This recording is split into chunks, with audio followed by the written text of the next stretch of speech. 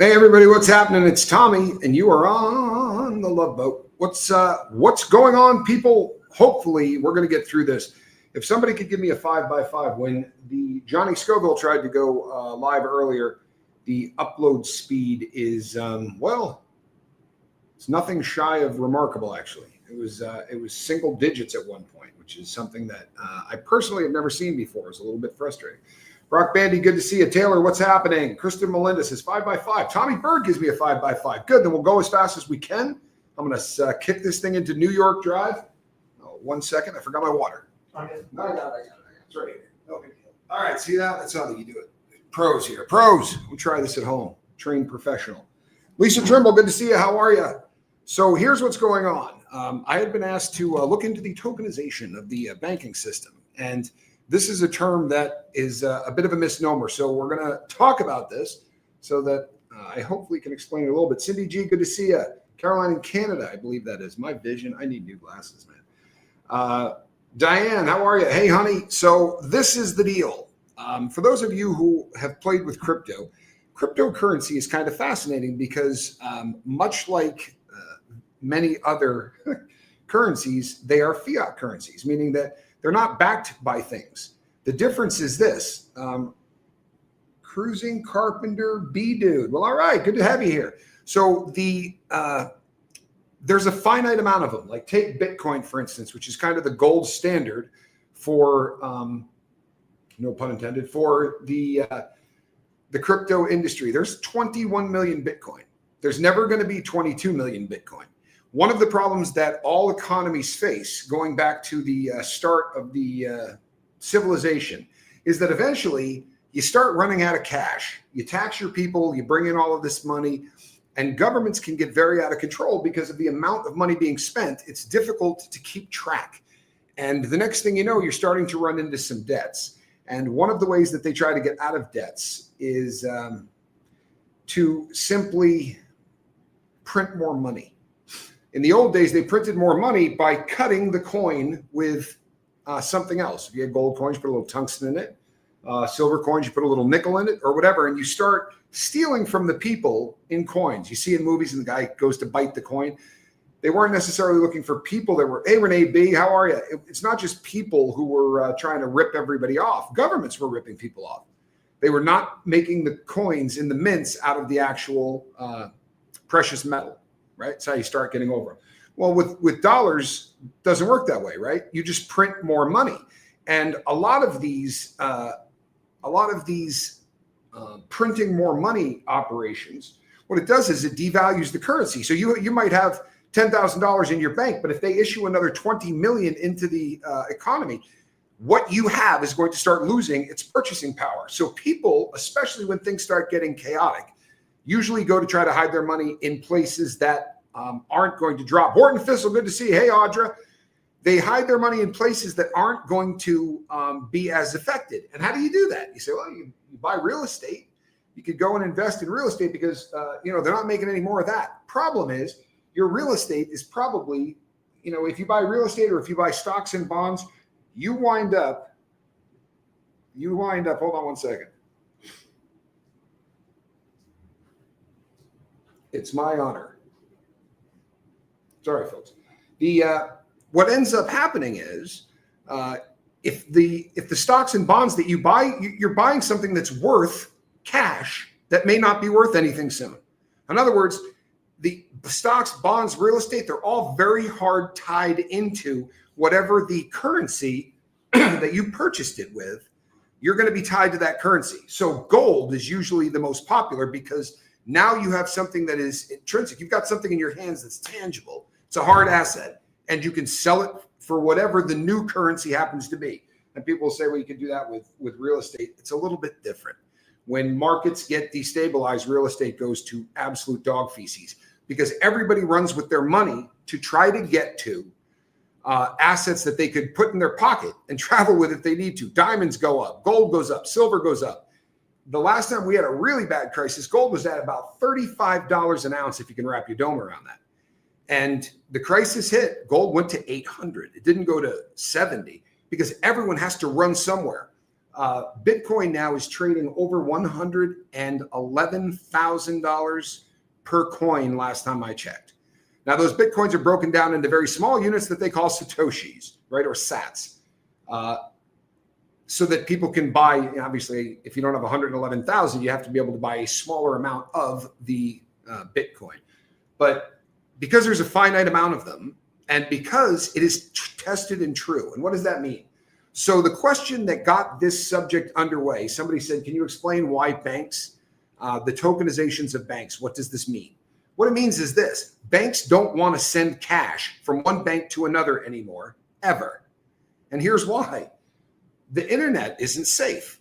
It's not. The World Wide Web is not safe. So the www that we use for internet, World Wide Web, that was Internet 1.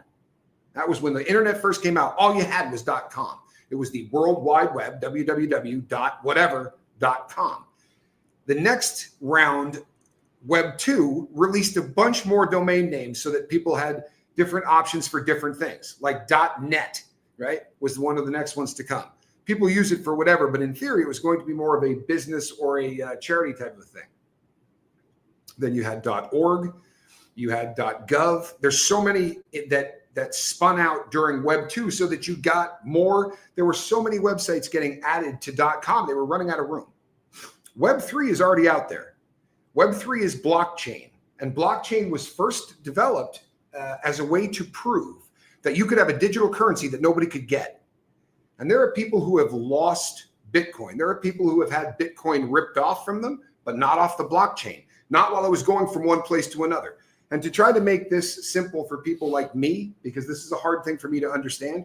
So picture a freeway, and you're driving down the freeway, but you're going relatively slow, right? And all along that freeway, there are people that can run up to your car. There are people that can drive up to your car, and they're professionals. So there are people that can get in there and take stuff. And banks found it that it was not particularly safe anymore with all of this information flying around. It's not information. It's manufactured money. These are dollars. Such a small amount of the money in our system is actually printed. The vast majority of it is just clicks, and I mean the US system, is just clicks on computers.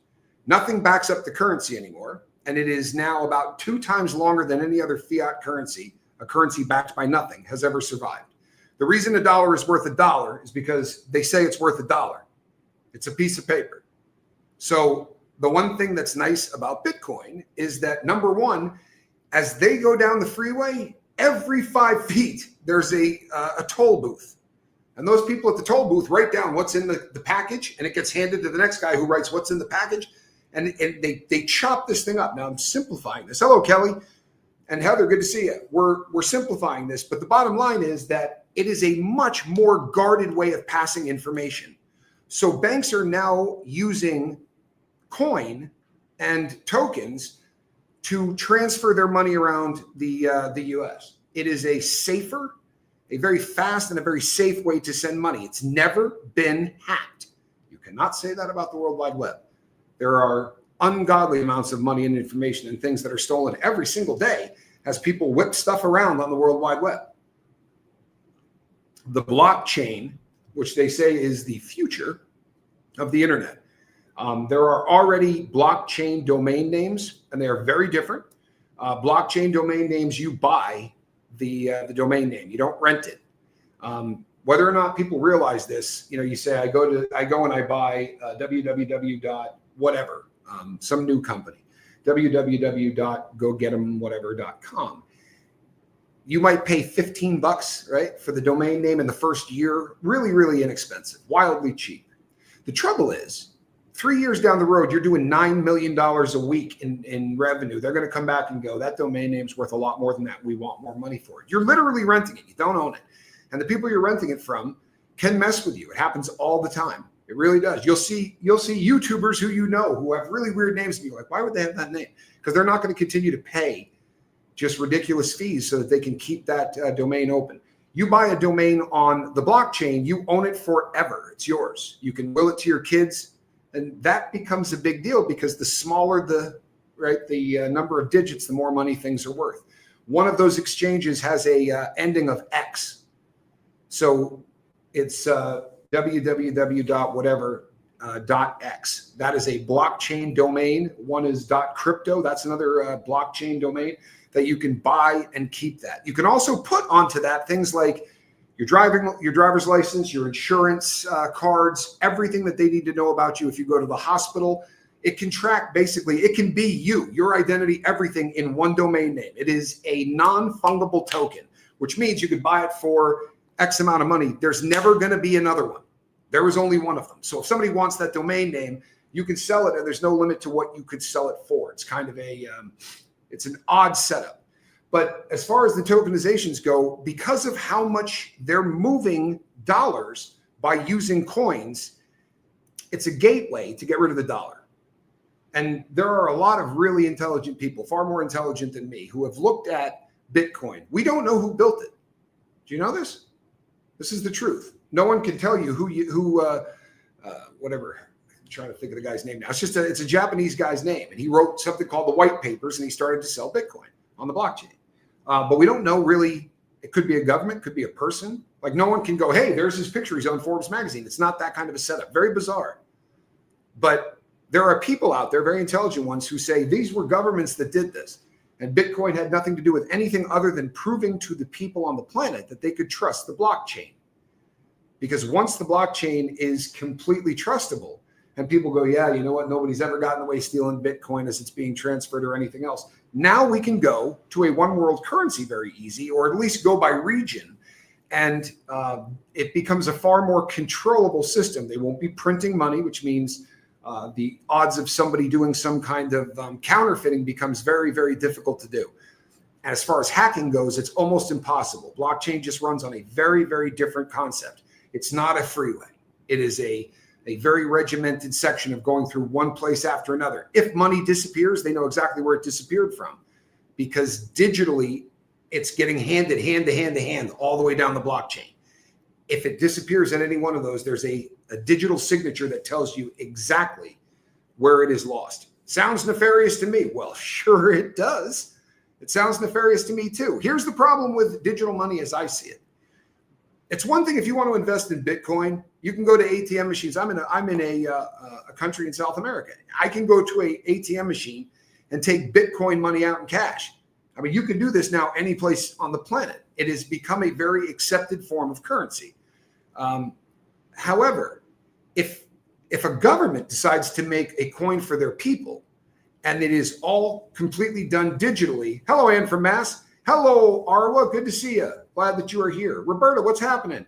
Where we run into problems is when you do this at a national level. What happens if your government's angry at you? I mean, they literally can turn off your money, and that's kind of a scary concept. And I'm not here to shove my religious beliefs down anyone's throat, but I'll tell you something. There was a book once that wrote about centralized currency and how you would just have something in your hand that would pay, or something on your forehead, or something that you could just pay, but without it, you would not be able to transact. You wouldn't be able to buy or sell or do anything of that sort. A lot of people view this as end times prophecy kind of stuff coming. I would suggest you look into it. It's a fairly fascinating subject matter. I'm probably going to be doing a show on it. That's not what today's is about. Currently, there are the blockchain that a lot of banks use is Ethereum. Ethereum is not as popular and as well known as Bitcoin. However, there are a lot more transactional stuff that is going on with Ethereum than there is with Bitcoin.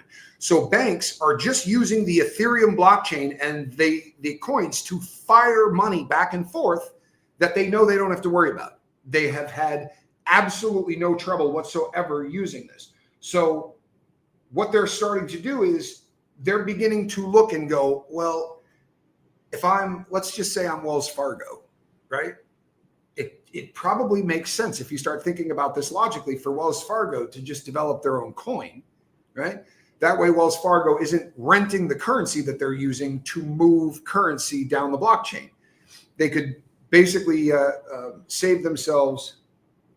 Hold on one second. It's an interesting time for financial institutions. One of the things that that jumps off the page with all of this, all of these tokens and all of the cryptocurrency thing. One of the reasons that people run to this is not because they think this is the holy grail as much as it's the wild, wild west. I did a show where I talked about the Hawk Tua girl and the Hawk coin. Wasn't it called the Hawk coin? Was it? Yeah, the Hawk coin. It's almost become a joke, right? There's nothing involved. To open up a coin is basically reverse shell mergers. I've talked about on the channel a lot. It's the lowest rung on the ladder in terms of trading and stock, or more accurately, opening a company without having to go through all of the paperwork. You get a defunct company pre-1933, you buy it, and then back a company into it, right? So you just take if a company goes out of business, their stock doesn't. And for a long time, that was the Wild West. Guys go there and lie and say whatever they want, but there's still some structure. It's kind of crazy. It's kind of wide open with coins, and it has allowed a lot of people to make a lot of money, and it's caused a lot of people to really get ripped off. Oh, that's a nice thing to say. I appreciate that. They're probably a lot smarter than me, but a lot of times when they like to use a vocabulary, it's a little bit more difficult to understand. Is Bitcoin like digital gold, sort of? Yes. Tommy, your explanation of crypto is much more concrete than all of those fast talkers with charts. Thank you. Yeah, it's kind of like a digital gold, Johnny said, for Bitcoin. And it is, except there's nothing backing it up. The only thing that makes this valuable, they realize that you can do it just like the dollar, right? What makes the dollar valuable? The fact that it's the dollar, right? And that we know for a long time, everybody on planet Earth, that the dollar is the currency of the planet. And what I mean by that is not that it's the best or whatever, but if you're going to be buying and selling oil on any world market, you're not doing it in any currency other than the dollar. So if you happen to be in, China, or you're in Africa, wherever you are, you're going to have to convert your money into cash in order to buy products on the world market, because the world market trades in dollars, especially vis-a-vis oil. The products that are traded the most. Oil being the big one. There's a lot of talk right now about America losing the ability to use the dollar as the default currency for petrol and for other really big products. This is terrifying to the politicians in the United States, because it is look at it this way. We're in the debt spiral. We're $35 trillion. What happens when you're not getting kicked back from being the default currency? When the entire world has to use your currency, it helps offset a lot of the problems that you have with debt. It feels like you could hold up a sealed mason jar of air, and if everyone agreed it held value, it would become currency. Well, to be really honest, that's not too far off. You understand that what makes this valuable is its scarcity. A while back, non-fungible tokens, NFTs, became like this rage, and it's digital art. And you'd see some just incredibly odd things that were being sold. It's like having a picture or whatever, but it's yours. It's unique. The fact that there can't be another one of them all of a sudden makes these things start going up in value. We've seen them sell for millions of dollars. And these are people just creating this out of nothing and then selling it for $1 million. And you start scratching your head and going, I'm not sure I understand the world that we're currently living in. But where do you put money where you have a finite amount of what you're buying? Because economics 101, right? Supply and demand. If there's less of the product and more people wanting to buy it, the price goes up, right? I taught a couple of classes in prison on stock. And in the beginning, I struggled really hard with some of the concepts, trying to put this out in a way that people could understand. They should be backed by oil and gold. That would be a great idea. I mean, backing currency would be fantastic. Unfortunately, we have fiat currencies. There's nothing backing the US dollar at all. Nothing. There was. And then in two different times over the course of the history of the United States, we went like half off the gold standard, where our money was backed, but not enough. And then I believe the last time, somebody can correct me on this if I'm wrong, if somebody wants to Google it, but the last time I believe was in the early 70s. But believe it or not, the United States government can come to your house and go, oh, you have gold in its bullion, we're going to take it. It's completely legal. We're in a bind as the country. So we're going to come and we're going to grab your gold bars. So when you see people on television and they're selling gold and they're talking about buying gold coins, coins have intrinsic values, right? An intrinsic value. Watches have an intrinsic value. They're not just bullion. They're not just gold weight.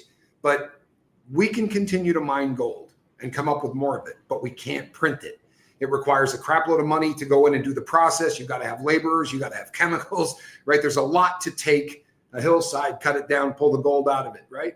So Nixon was the one that took us off the gold standard. Okay. Well, I know that it was a two-part process, but there's nothing backing our money anymore. And whole other show, we could do a conspiracy theory show on this, but we haven't gotten a real good look inside Fort Knox in a really, really long time. And there are a lot of people believe that it's empty. It's true we don't have any money, not one of us in our wallet. We get paid with federal debt notes, IOUs. How do we pay our debt or our country's debt with debt notes? We don't. Well, here's the real problem. So we're in a debt spiral. We're going to hit the death spiral when the amount of money that we have to pay on the interest outstrips the amount of money that we take in taxes. And we're not there yet. But there's no way to not get there if you don't make a radical change. Currently, we spend more money paying the interest on our debt than we now do on our military, right? So the number one thing that we spend money on in the United States now is just paying off the debt. That's a really, really bad way to go. Oil money, look, oil money could, there are places that have gone very different forms of how they run a country, right? You know, I've often wondered why we don't, in the U.S., there's a lot of federal land. Maybe the federal government should open up an oil company and help offset some of the debt by, selling some of the oil themselves. I don't know, but they're going to have to do something. I never understood until today what NFT stands for, non-fungible token. And for all intent and purpose, Bitcoin is a non-fungible token of sorts. There's only so much of it. You can buy it, you can sell it, you can trade it. There's never gonna be any more. It's a one-shot deal. And there's not much out there like that, right? People put a lot of money in gold. You could put money in art. Art's a little risky. The stuff that people are buying these days are being bought as a hedge against the dollar's decline. And if you buy in the stock market, it's tied to the dollar. If you're buying in real estate in the United States, it's tied to the dollar. Or if you're buying it here, it's tied to the dollar. So you have to kind of pick and choose where you go. And this is the more that things get ugly. Hold on. Yeah, you know what, Lawn Dog? I happen to agree with you on this. I do happen to agree with you on this. Tariffs will absolutely help reduce our debt if they can work that out through the government. But we're coming to the party late. Those tariffs should have been going on since the 70s. It's nice that now this is an idea. But for the longest time, the United States has just been the stud at the fraternity party. You know what I mean? Hey, we're going to go get beer. I'll buy it. Don't trip. Hey, so-and-so fell down. Send him to the hospital. I'll pay for it. Somebody backed into so-and-so's car. I'll pay for the dents. We have just been a country the president will come out after any natural disaster, walk out and go, we've decided we're going to send $40 billion to whatever country just got hurt. I think that's beautiful. It's a beautiful thing. There's nothing constitutional that gives them any right to do that, but it happens all the time. And we have been out of control with spending for a really long time. People will also say, well, if they raise the taxes on the rich, if you took every rich person in our country, in the United States, and took all of their money, just every penny of it, we'd still be in a world of hurt. What we really need is a lot of people paying tax. Yeah, you're right, Lawn Dog. When anything comes into the government, it all starts getting harvested. And that's one of the biggest problems is that we live in a world now with, especially in the US, where we have a lot of professional politicians. And to be a professional politician, which shouldn't be a job anyway, but these guys will stay in office. These gals will stay in office for 20 or 30 years and literally raid the coffers of the government. And the saddest thing is this. If the dollar goes away, and I believe it will, when countries are really in decline, when they're in a death spiral, the first thing that happens, always, from Rome all the way forward, is that the people in government start looting the government. They start stealing as much as they can possibly get because this is one of those, it happened in Russia. It happens everywhere. When they see the writing on the wall, they start looking for parachutes to get out. And they're probably not going to be very popular in a country where they didn't do a whole lot to fix stuff. But as far as the back to the tokenization stuff, this is going to be a very difficult thing to avoid. And I'm not saying you got to buy that you're going to be in Ethereum or you're going to be in Bitcoin, but we're going to see governments going to this. And the argument is going to be it's the only safe way. Computers, if we're not transmitting stuff on blockchain. So what's going to happen when they roll out a new currency and they decide that this currency is worth this? You're going to be taking the cash that you have, whatever you have on hand, and they're just going to convert that to whatever the new coin is going to be. It's coming. There's no way it's not going to happen. There just isn't. And I am of the belief, could be a tinfoil hat belief, but I am of the belief that Bitcoin was never designed to do anything other than make people believe that a coin was possible, that there could be a digital asset out there that people could buy, sell, and trade, that you could pay at a store with, all of the things that Bitcoin needed to prove to the world it did. And the stories you hear of people who lost Bitcoin and blew, they had $1 billion. Now they lost their number, right? They lost the number to get into their own account. It's got nothing to do with the blockchain. It is human error. There have been boyfriends who have stolen millions or tens of millions in some cases of dollars from girlfriends and vice versa, because digital assets are very, very easy to move. Don't believe American dollars should be involved in other wars. You know what? Here's the thing about, when you're the biggest kid on the playground, there's the rest of the playground kind of looks to you to defend anybody that's getting whooped up on. And it's a difficult philosophical question, isn't it?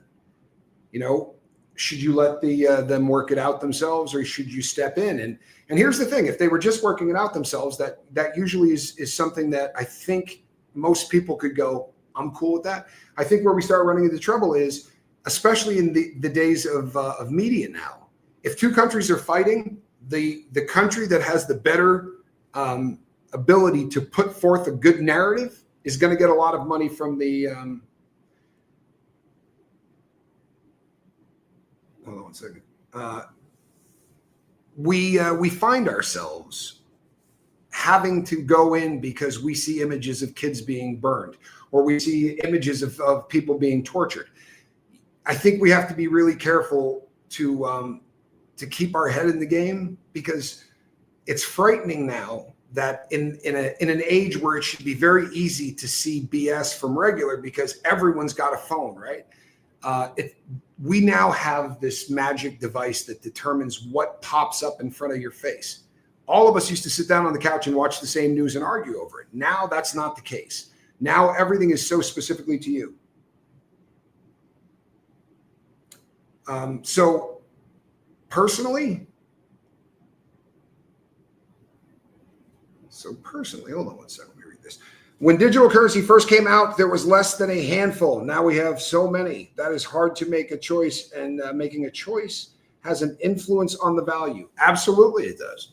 Make no mistake, making a choice has an influence. But once again, I'm of the belief that, look where Bitcoin is now, right? Bitcoin's at 111,000. Bitcoin did something that is unique among all of the other coins, right? The rest of them have massive amounts of coins. Bitcoin has a relatively small total amount of coins in comparison to the rest of them. And that scarcity drives up the price. Like when I was explaining stock in prison and people would get confused, I'd go, all right, here's the deal. You're in a prison unit. There's 126 guys in it. And there's a guy in there selling drugs, and he's selling whatever, pick the drug, could be pills, right? And he's got 70 of them. He can charge whatever the hell he wants. People are going to pay it if they want the product. Now 12 guys come in on the bus and 6 of them are selling stuff. Now there's so much out there that the prices have to start dropping for competition. It's pretty basic stuff. The more that the coins come in, it's become sadly like the pink sheet stock guys that will bet their entire fortune because they know somebody that put $10,000 into Bitcoin and became so wealthy that, like, I have friends that chase this all the time. I worked when I first got out of prison. I worked at a shipyard, and we were paid pretty well. Honestly, it was I was living in a halfway house, but the pay was pretty good. And everybody there, they were so into every single coin. And the only one I bought was Bitcoin. And the only reason that I bought it was because I could buy it from my phone. I couldn't get any of the other ones yet from my phone. That was the only one that all I had to do was hit one button and I could buy it. And I was just putting half my paycheck in it the whole time I was in there. Everybody that jumped around and went to all the other ones, there were 2 or 3 guys that made some decent money. The rest of them lost damn near everything. Even the coins that have been around a really long time. I look at like Doge is one that jumps out. Like I don't remember the exact number, but there were investors out there buying up huge blocks of that and then digitally destroying it, like bringing it someplace to have it removed to try to create, this, because every time you take $2 million out or $3 million out, you're going to theoretically be driving up the value of the coins. But all of this, in my humble opinion, was so that governments would have people that aren't going to buck and complain and go nuts when you tell them that their money is now going to be digital. I think that this has been a setup from day one. And the reason I say that is like Ethereum, you could point to who's running Ethereum. Pick any coin on planet Earth and you can tell you who's on the board of directors, who's this, who's that, who's running Bitcoin. Right? Give me all of the people involved that started Bitcoin, came up with the idea, did all that. The white papers are fun to read, but it doesn't to me ring particularly true. I think this was an op, and I think that it has worked absolutely beautifully from their standpoint because this is accepted. I remember listening to people on the major news programs, didn't matter which side of the aisle, and they would laugh every time people would say, people used to email in, can you tell us what Bitcoin is trading at? And that was the first hurdle. Come on, what Bitcoin's trading at? Like, who cares? It's not even real. From that to wow, it is going up, but this is fake stuff. Now it's the lead in most of those stories. Now you've got guys that trashed it for a decade who are telling people, look, these are tough times. If you're not going to go in gold, you might want to go in Bitcoin. It is done exactly. If this was not by design, it surely has benefited governments who want to take their currency and make it digital. What I think is fascinating is the United States doesn't own its money, right? So if we stop using the Federal Reserve note, in my humble opinion, when you start talking about not using the Federal Reserve note, that's detrimental to your health. Because the people that rent the money to countries, those are some cats with some really odd power structures and really phenomenal abilities to make things happen that you don't want it to happen to you. I hate to sound like that tinfoil hat guy, but there was a really beautiful speech made by one of our former presidents about going off of, stop using the Federal Reserve note and start printing our own money. Didn't really work out long.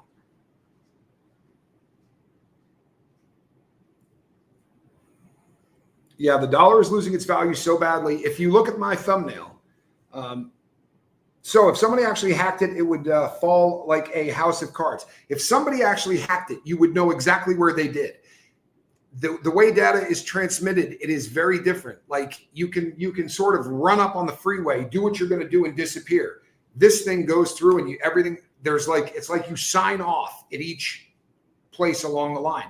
So let's say you're sending money from one place to another, and it disappears. You'll know exactly where it disappeared because it should have been signed off on the next part of it. It's just a completely different setup, and it's far more secure. It has been flawless in terms of the moving around of the coin itself. There's all kinds of inherent problems with anything digital. You know what I mean? Somebody can hack into where you keep it. A lot of people get this stuff off the blockchain and then they put it on their PC at their house. I mean, if somebody can hack into your stuff. Now, digital wallets have been created that have kind of changed that. You know what? Lawn Dog probably just said this better than I did, but that's here. Let's put that up there. Thank you. It's part of the blockchain. All transactions are recorded and dispersed through the system. Yes, it's. I think of it like a toll booth, right? But there's one every 2 feet, and it's moving quick as hell. But it's signed in and out, so it's a very different concept. If you get ripped off on the web, finding out exactly who did it or how it was done, the amount of money that has been. I mean, well, you guys know. Come on, it's. Yeah, all transactions can be followed to some point, and that point may be where they would have been ripped off. It's been so far, it's been flawless, and it's getting bigger. I got onto Web3 a really long time ago, believe it or not. I got pitched on the whole concept of the blockchain, and I didn't understand a thing. And then the guy said, and you can buy names right now, right, at the new addresses, and almost everything is wide open. That I understood. And I bought a ton of Web3 addresses. Now, if the blockchain does become the way to go, I've got some anything having to do with a watch, and you're going to have to come to me. I'll tell you that right now. In fact, 2 presidents talks against the Federal Reserve debt notes. Lincoln even printed greenbacks that weren't tied to the debt. Him and Kennedy.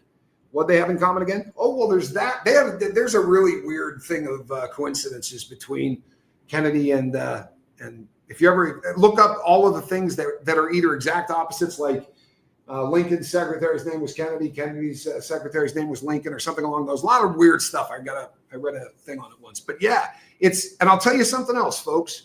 You remember when Muammar Gaddafi ended up in a refrigerator? He made a speech too before that happened, and he said that he was going to go and start backing his dollar with sweet crude, and he suggested that the United States do the exact same thing. And within a week, he was in a refrigerator at a 7-Eleven, right? We had never had a problem with him since 1986 or something like that, when we went over and bombed his tent. He voluntarily gave up his nukes. He became basically somebody the United States didn't worry about until all that Federal Reserve stuff starts talking again, and he ends up in a freezer. The history of the Federal Reserve makes it sound like the biggest con ever run, still running. It's hard to argue that. I mean, just the idea of, so here's the deal. We're going to rent money from you. Okay. Do you have something to back the money up? So if you're giving me paper that's got nothing backing it and I have to rent it from you, why are you in my life? Can't I print my own paper that's got nothing backing it? But the deal is, the dollar has got a reputation at this point that everyone is everyone's kind of, yeah, that's funny as hell, actually. It's a dangerous thing. It makes no sense. But once the world believes that the dollar is a dollar, that's why Bitcoin is so fascinating. Because the world believes now that Bitcoin is probably the best investment going, especially if you happen to be, say, under the age of 50. That's gold to them, right? I'm still uncomfortable knowing there's not gold coin to back our dollar. Truly upsetting. I don't blame you, man. I really do not blame you. My granny put her money under her mattress. You know what, Kellyanne? That's actually, that there are so many people. I hear that story from so many people. A lot of times people that made it through the Depression were very fond of keeping cash around the house. I mean, when you see a bank fail, you probably don't feel really good. If you had to go down and get your money out and they said, yeah, there's no money here, I can see why that would not, that would not make you comfortable for maybe doing it again. You know what I mean? I also am uncomfortable with the fact that I no longer believe anything. That to me is the saddest thing that has happened. Probably, in the last 6 months, it's really gotten bad for me, in terms of faith in institutions.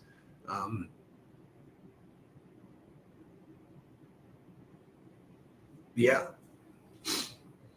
And this is the popular opinion when it comes to the dollar collapsing, that we'll just have a yard sale, right? Along with anything else of value, including your retirement. I have a feeling that the first to go would be your retirement. It's like when it's going to be no different than corporate raiders that take over smaller companies. The first thing that's going to go is the retirement accounts. You go in there and loot that, and then the military assets start getting sold off at yard sales. But here's where it gets scary. There's no chance that a superpower can allow that to happen. And what do you got? Well, you got an awful lot of weaponry, right? So I think that there are a lot of people out there that are fairly paranoid at the concept of it's probably better off for America to go to war than it would be for them to, they're going to end up going to war to keep that from happening. And then you go, well, there's the AI race. If China starts getting ahead, we'll go to war to stop that from happening, or vice versa. It's a terrifying position that we find ourselves in. And it's one match can probably set this off. And this has gone on.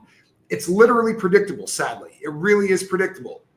What's going to happen next? People, talk about President Trump as a populist candidate.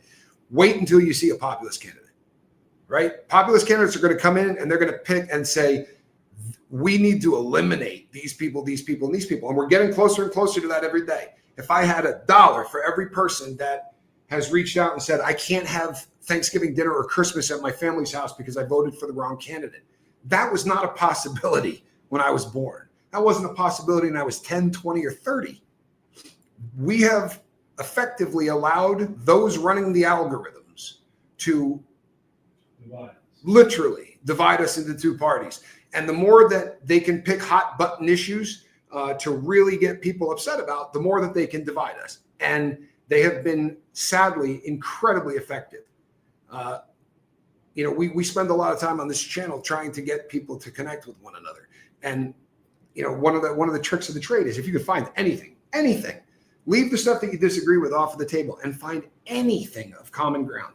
As a guy that was, forced to live with people sometimes who killed other people or did, foul things, and people that you just might not want to spend, 24 hours a day locked in a concrete box with. And I'm not trying to, some of them were some of the most intelligent guys I ever met. I met there. A lot of them, though, were not deep thinkers. And you get one in a cell that you got nothing in common with. And I'm telling you, man, I would have conversations. If I could get a TV show that we both had in common, then within 2 weeks, you'll be given and taken a little on other issues. We no longer find common ground on anything. We have candidates that no longer even pretend to run on common ground. Remember when we were growing up and they would say, I'm going to reach across the aisle and I'm going to work with the Democrats or I'm going to work with the Republicans. Now we've got guys who say, I'm going to get in there and I'm going to destroy the place. Yeah, bingo, right here. And that's another good point. Social engineering and manipulating the public. Currently, AI is absorbing all the worldly information, and that includes how people speak and perceptions, right? This is terrifying. And this is what I've been saying we've been doing a lot of shows on this, and they control social media. All these get put into the AI for calculations. Now the system is imperfect, but because the system is under development and learning, it needs more. That's right. Its goal is to learn us completely. That's all it is designed to do, right? And sadly, the fact that every year its intelligence is growing by a factor of 10 is enough to terrify you if you're paying attention. But that's with human beings getting these systems designed. In 2026, the systems will be being designed by AI. That will be the first time that this has happened. We're going to see a jump that's going to be a lot more than a factor of 10. That would be my opinion. Could be wrong, but that would be my opinion. It's we are in an arms race that's worse than the ones that we were in with the Russians, to be sure. The one thing that we had going was mutually assured destruction. We knew that if the Russians launched, then we're going to launch. Everybody's dead. That whole thing was kind of something that could keep us from pulling the trigger. Now what we've got is they're going to design a super weapon that has to do with computers. And if you get there first, you just turn off your opponent, right? You just turn off America. Make sure that they can't get any product delivered. They can't do anything. You shut down them from a computer standpoint, because currently computers run the entire world. Well, not the entire world, but certainly the superpower parts of it. China and the United States are rushing to get to a certain point, because once you get to that point in AI, your ability to catch up to your opponent is nil. It'll never happen. So even though they will admit that this may be the end of us as a country, they're going to keep racing towards this goal because they're too afraid to lose the arms race to the other side. So things like security, to run these supercomputers can take, these AI computers, sometimes it can take an entire power station to run one of these. So the people at OpenAI, allegedly, the reason that partnership broke up and one dude took off and started a security company for supercomputing, the reason that happened was because allegedly there was a block of power put away to work on security, to make sure that AI safe. And they want to be working harder in the other, and they went and said, we can't give you that power anymore. I don't mean power I mean electricity. We can't afford it. We need it to run the brain part of this. And he saw that as, the opportunity of maybe this could literally kill us. Sadly, that's where we're at. Yeah, security guy was talking about security settings. He said they place hidden cameras and even sound detectors in supermarkets. So got to be extra careful what you say when shopping for groceries. Oh, man. Can you believe this stuff? I mean, this is, big brother stuff. It's gotten to the point where it's absolutely incredible. Now, I mean, some of this is fantastic. It really is. There are, I don't groove to AI. I really don't. I find it terrifying. But I love the fact that there's the possibility to right wrongs if you had this at your disposal. The problem becomes that if you want to influence people, everyone goes, if they wanted to kill us, it would be easy for them. I don't know why they would want to kill us. They'll just turn us into exactly what they want us to be, and we'll do exactly what they want us to do. This is, if you have all of the computing ability that they have. I watched a demonstration that was one of the most terrifying things I've ever seen. There was a guy, they have a conversation, he picks a subject matter, and the guy goes, I want you to ask the computer questions about anything that, at whatever angle you want to go in on this. By the second question, AI was predicting what his questions would be, and they were pulling them out, like showing you afterwards, and they were spot on. The computer knew what the guy was going to ask for the next question, just based on the number of times it's already interacted with people like us. That's terrifying. It's terrifying. It's like, I don't know if you've ever played poker, but if you ever sit down and play poker with a real poker player, like somebody that is good at it, they know the odds of, they don't make any emotional decision. They know the odds. They're playing the odds, and they don't take risks. They don't do any of that. Computers are the same way. They're going to just systematically, what do they care if it takes, 10 generations? They'll just turn us into exactly what they want us to be. So much tech has been sold to us in the name of security or convenience, but the underlying use is to collect and sell data. And now what's crazy is we voluntarily do this, right? They should be paying you to sit and talk to AI for 4 hours a day. Honestly, that would be a job, because what it's doing is learning. It's learning how you react. And I'll tell you what, if it was scary 3 months ago with the voice ops now, the newest package for OpenAI, when you play with the next chat GTP, it's going to talk to you like you're talking to anybody else. You talk, and there's none of the Frankenstein thing. Currently, AI has a Frankenstein feel to it. Yeah, it might be smart as hell, but there's nothing that feels even remotely human about it. The newer version of that will not be the same animal, I assure you.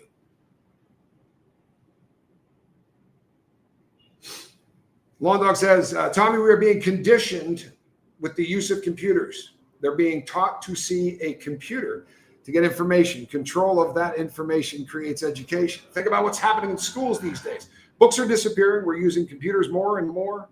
That information is coming from databases. It is. I was talking on last night's show about they used supercomputers at the Göbekli Tepe site in Turkey. This is 10,000, between 10 and 12,000 year old ruins. These are unbelievably large stones. It looks a little like Stonehenge, except built in like different. It's a place that they worshipped, and since they found it, all of these pictures that have been carved into these monoliths have never been able to be deciphered. AI did it like this. And AI said, what you're looking at is a map of, these are actually constellations and blah, blah, blah. And it explains to them and how it came up with that and all of this. We're going to believe it. And guys are going to go out and double check it. And, men are already going out and looking at these things and saying whether they're going to sign off on it or not sign off on it. Is this logical? How long do you think we'll have to worry about people double checking it? For real. Because this could rewrite a lot of history. Now, instead of us thinking about, 4,000 or 5,000 years ago, we're thinking about 3 times that. And 3 times that, with the knowledge that we just didn't think people had. If AI wants to rewrite history, it'll rewrite history. And people will believe it. Because we're putting so much faith into what these computers are capable of doing that if they want to deceive us, we're really screwed, right? We're in an ugly kind of place. No, Lawn Dog, I think you're actually making a lot of sense, in my opinion. This is what's frightening is once you put perfect faith in anything, you're in deep trouble. Now, today, how many kids are going to be born today that will never have used a typewriter, right? They don't even teach cursive writing anymore.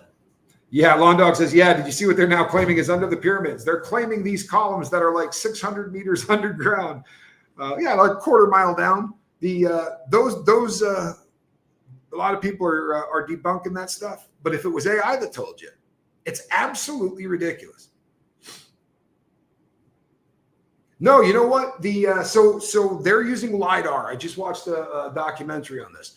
They have debunked the 1,200 foot down thing. Even the guys that came out with that have backed off on it. However, there are absolutely tubes under there. What looks like, now they could be naturally occurring. We don't know. They certainly don't look naturally occurring. They look like the shape of a six pack. And there are some tubes that go down, but they're thinking 90 meters. Was it 30 meters or 90 meters? I can't remember whether it was 30 or 90 meters, but it's not nearly as deep as when they first came out. And then the people start to use AI to give you an image of what's under there. And you see like spiral staircases going down a quarter of a mile. And it looks like a supercomputer. The problem becomes that we're so tied into this. What's going to happen when computers, nobody types on them anymore? Have you ever found yourself saying thank you to the computer assistant on your phone after you ask for directions? Thank you. We're going to get to a point where we feel like these things, typewriters are actually making a comeback. How cool is that? I'll be honest with you, I always wanted to throw them out the window. That's all I got to use when I was locked up. If you wanted to do anything, you had to use a typewriter. I hate the people that made the typewriter. If they had just left it in an alphabetical deal. Have you ever used an alphabetical typewriter? It's amazing.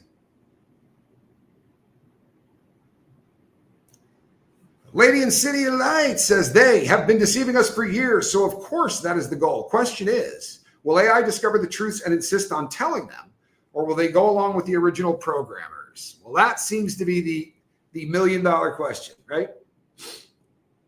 Yeah, 30 years from now, Lone Dog, if we're still there. What scares me is, so the more I research AI, you can't find anybody. That's no longer true. Sam, the guy that's running Altman, the guy that's running OpenAI, says we can absolutely do this safely. Every other person running any AI company says, honestly, we don't know. We don't know. And here's what they're not saying. When they say, what if the computer decides to just destroy us? They don't know what's going to happen once it becomes sentient. That's really where we're at.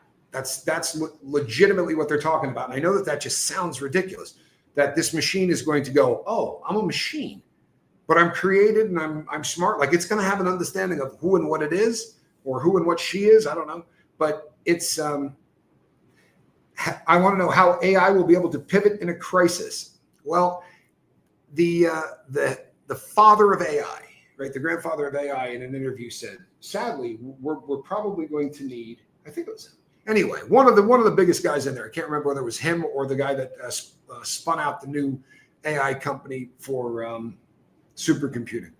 But they said what we're going to need, sadly, is a like a mass death event from AI, so that we can all back off a little bit.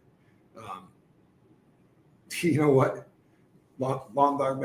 Well, I think I'm more concerned about an AI computer system determining that it needs to take care of us, and maybe the AI looks at it as a preservation of itself.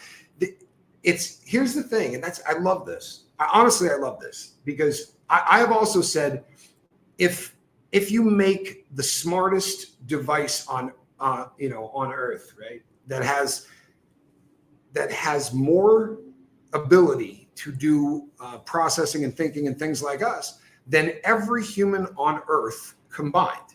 When it gets to that point, everybody assumes it's going to become the murderer in Terminator 2.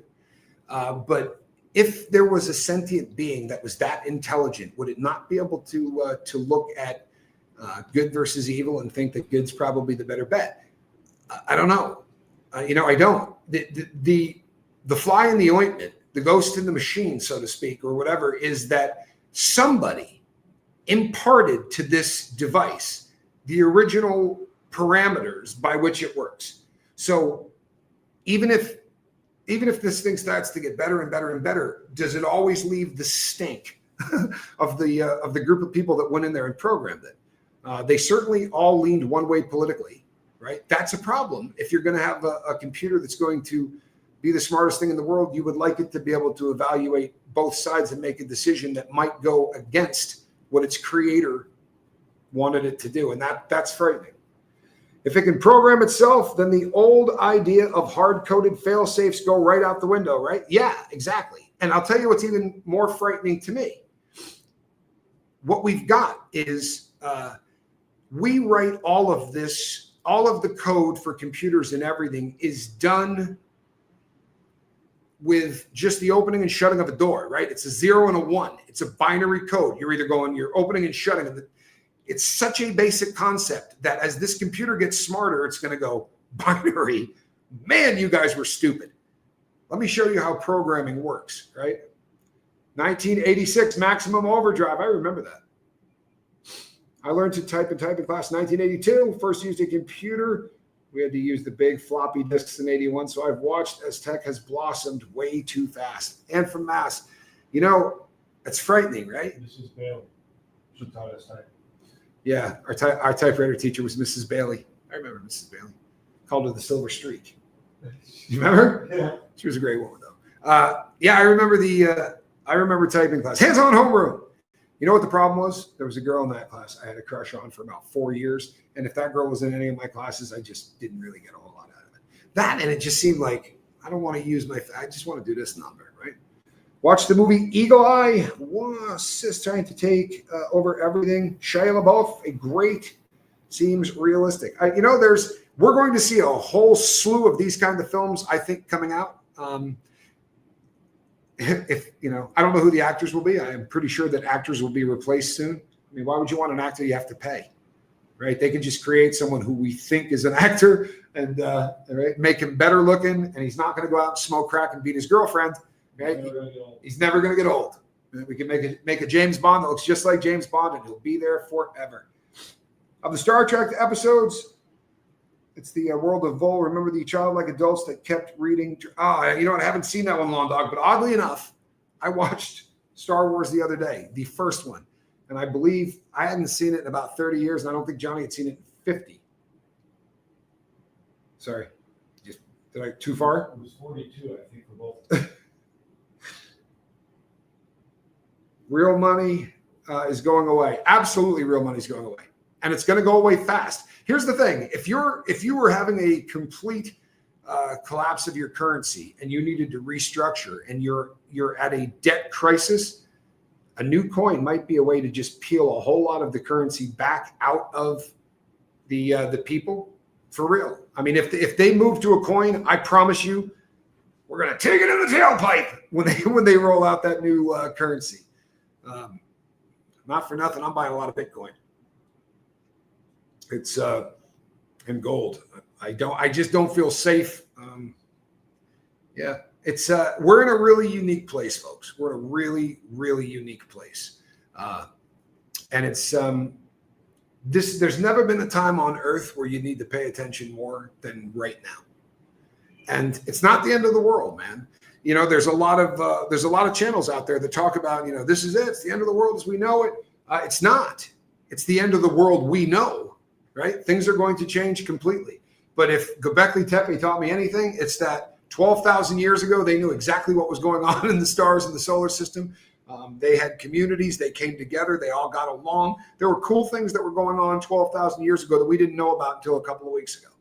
Right? For real. I mean, we knew people got together and built that, but we thought it was after they had become hunters and, the hunter-gathering had stopped and they had started growing crops. These were people from all over the place, according to the people working on Göbekli Tepe, who came together for religious ceremonies. So we have always thought throughout history that none of that kind of stuff happened until you got figured out with, all of the other stuff, that everything sort of progresses that way. And it's just not the case.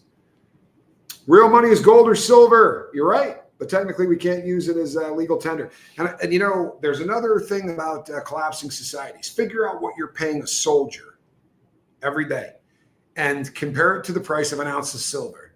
And if what you're paying the soldier is way more than what an ounce of silver is going for, your society isn't long for hanging out the way it currently is.